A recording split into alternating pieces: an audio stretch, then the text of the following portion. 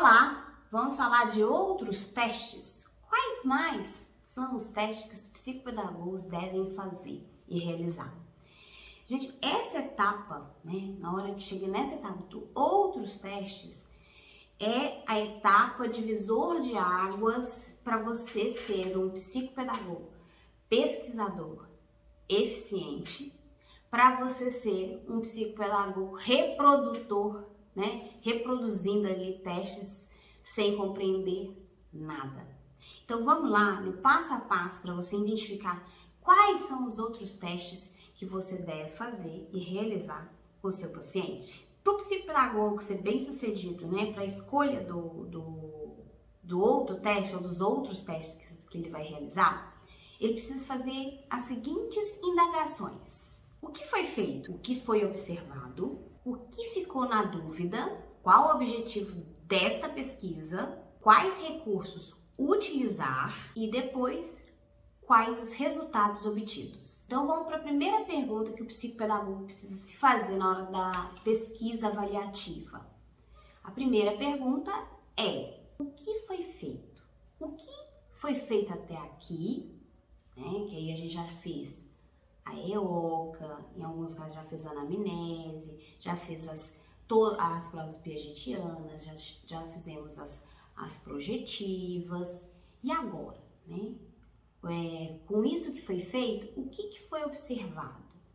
O que ainda foi dito de queixa da família, queixa da escola, que você viu lá nas realizações das provas, que ficou ainda alguma questão aberta que você não compreendeu direito e você precisa verificar melhor, ou alguma coisa que nem estava ali dentro desses primeiros testes mais padronizados, que você acredita ser interessante visualizar e perceber como é que está o seu paciente. Então, é agora esse momento dessa avaliação do que foi feito e produzido e quais são as dúvidas e certezas dentro do que foi feito até agora.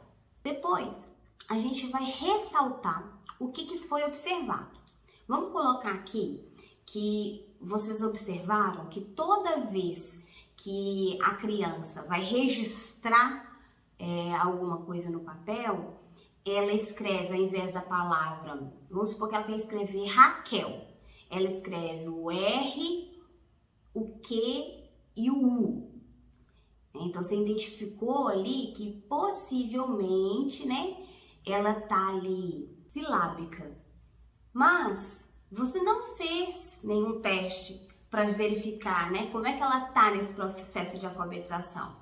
E aí, como tem essa dúvida, você vai aplicar testes, para verificar qual é o nível que ela tá, na alfabetização.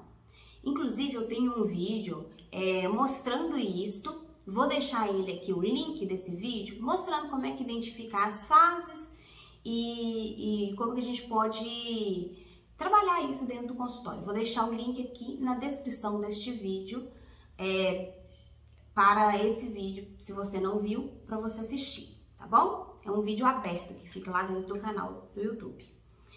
Então, vamos lá. Então, se você identificou, você tem que checar. E aí você checa com outros testes. No caso aqui, a gente vai seguir desse vídeo que eu vou falar, do silábico, se tá na dúvida em qual posição que esse nosso paciente tá. Você vai lá e fazer, no caso é da Emília Ferreira, o processo da alfabetização da Emília Ferreira que eu tô propondo nesse vídeo que vai estar descrito aqui para vocês.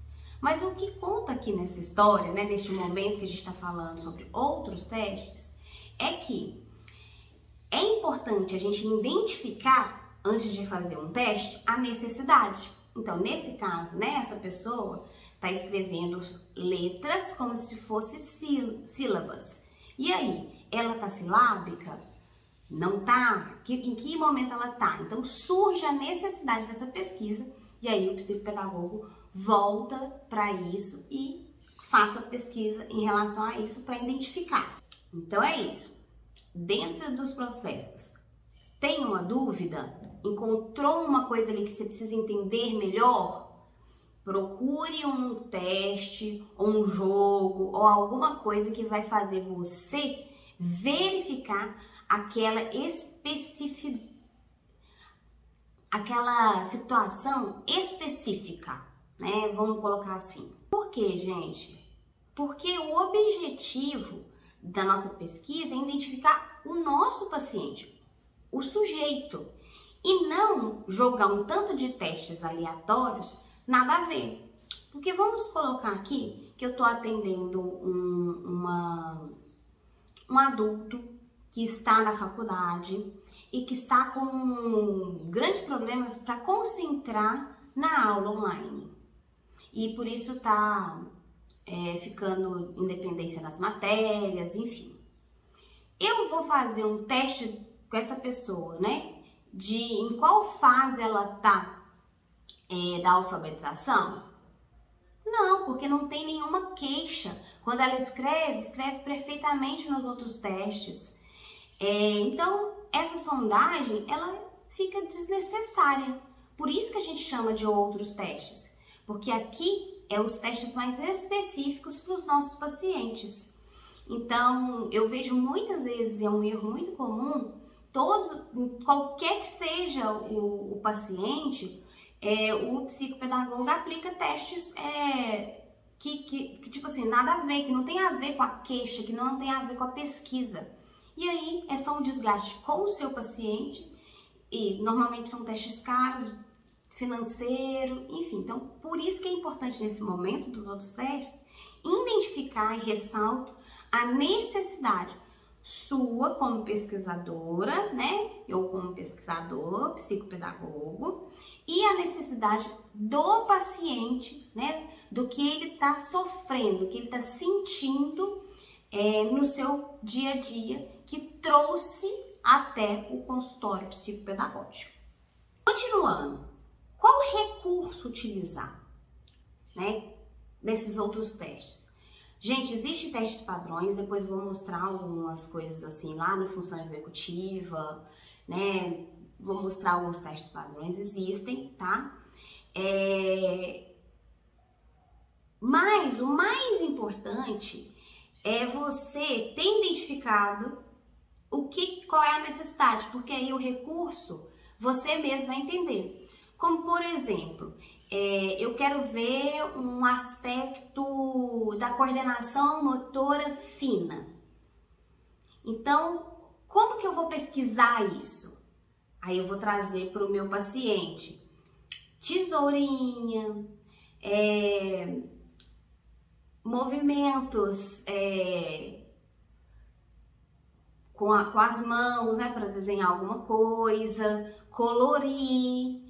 Então, assim, se você sabe o que você quer pesquisar, fica mais simples, né, de identificar qual é o recurso. Então, primeiro, o top lá que a gente precisa identificar primeiro, qual é a necessidade.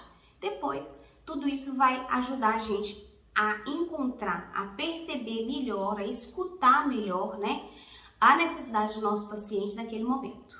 Tá? Então, o recurso, sempre a gente tem que pensar, o recurso está ligado à necessidade. Precisa ser teste pago, caro? Não, não precisa. Pode ser simplesmente pegar uma tesourinha e pedir o paciente para recortar. E aí você vai ver como é que tá essa habilidade dele motora. Né? Dependendo de como tiver a habilidade, tá joia? Beleza. Vamos prosseguir com a pesquisa. Se tá ruim, vamos colocar outras situações, abotoar, zíper, para você perceber como é que é isso, né? Dentro das limitações e potências do seu paciente. Depois eu vou falar um pouquinho mais sobre psicomotricidade. E aí depois, gente, a gente precisa analisar os resultados, né? Ele cortou na linha, ele fez o corte na linha, ele conseguiu colorir direitinho, né? Ele tá realmente silábico ou ainda tem dúvida, né? E aí a gente vai mapeando, né? esses entendimentos que a gente teve, né, dessa pesquisa aí com os outros testes. Pra gente até verificar se precisa fazer mais outros testes, né, ou não, se tá suficiente ali, né, até onde a gente foi. Então é importantíssimo isso. Dentro desses outros testes aí que a gente tem, que eu tô falando, né, tem uma lista dos mais comuns, né, que eu utilizo mais aqui no meu consultório. Eu vou até usar uma colinha aqui para falar a lista para vocês, tá bom? Então, tô aqui com a cola, gente. Ó, os mais comuns que aparecem, né, que eu preciso fazer uns testes mais específicos. De coordenação motora fina, coordenação visomotora, lateralidade, esquema corporal, orientação temporal, orientação espacial, sequência lógica, consciência fonológica, manipulação de fonemas, competência de leitura silenciosa, compreensão de texto, compreensão oral, sondagem da escrita, cálculo, características específicas de transtornos. Então isso tem a ver com, você suspeita ali que tem dislexia, né? A pessoa tem característica de dislexia. Então você vai fazer testes para verificar, né, as características ali do dislexia se aparecem no seu paciente, tá bom? Para você poder ajudar o neuropsicólogo ou também o neurologista ou psiquiatra a fechar o diagnóstico de um transtorno. O material escolar, tá, gente? Ele entra ali como outros testes. Se a pessoa tem um material escolar, talvez seja interessante a gente visualizar esse material, ver como é que ele tá, fazer uma análise. Uma outra coisa que eu sempre faço, né, que eu coloco aqui também dentro dos outros testes, e nem que é teste, é a análise dos materiais de outros profissionais. Vamos supor, tem o relatório da fonoaudióloga, do psicólogo, relatório da escola, enfim, eu coloco ele aqui para me checar mesmo se está coerente com os testes que eu tenho feito com o meu paciente ou não, né? Se tem alguma dúvida que ficou, e às vezes até faço uma reunião, encontro com eles para identificar isso.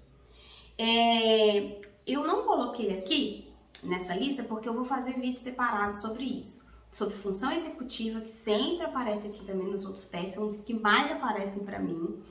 E também da psicomotricidade, tá? Testes de psicomotricidade. Esses dois vai ser os próximos vídeos aí que eu vou falar sobre eles, que são os que mais aparecem, gente, é os top. Sempre tá aqui nesses outros testes, assim, quase sempre, não sempre. Tanto a psicomotricidade quanto as funções executivas. Então, gente, os outros testes são normalmente momentos de bastante angústia do psicopedagogo, por causa dessa coisa de ser assim, ai meu Deus, o que eu faço, onde é que eu vou, né? Então, assim, mas se você analisar o que foi feito, o que foi falado, né, de uma forma criteriosa, você vai saber que tipo de teste aplicar aqui nesses outros testes. Porque esses outros testes é a peça que vai se encaixar ali no resto da sua pesquisa e vai falar assim, realmente é por essa linha. Então, eles são importantíssimos, tá bom? Vejo vocês nos próximos vídeos, tá bom? Ó, beijinho, até mais.